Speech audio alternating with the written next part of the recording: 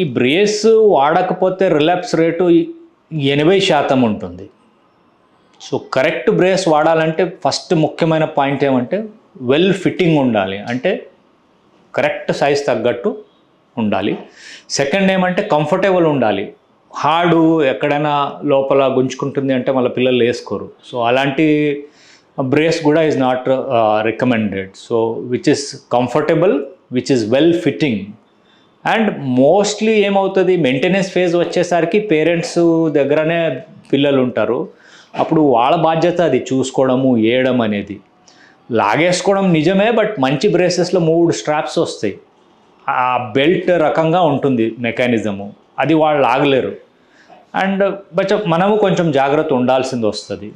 In case shoe lace type shoes ఉంటే ఆ లేస్ని మనం షూ పైన టై చేయకుండా పైన ఒక నాటేసి కింద వేయచ్చు, అప్పుడు వాళ్ళ చేతికి రాదు. అది ఒక టెక్నిక్. బట్ మన ఇండివిజువల్ టెక్నిక్స్ మనం చూసుకోవచ్చు, అదేమంత కష్టమైన పని కాదు. మెడ్ప్లస్ లో అదే మెడిసిన్, అదే క్వాలిటీ, మార్కెటింగ్, డిస్ట్రిబ్యూషన్, ఇంకోటి అంటూ వీళ్ళకి అదనపు ఛార్జీలు ఉండవు. అందువల్లే 50 to 80% డిస్కౌంట్ లో మనకు అందిస్తున్నారు.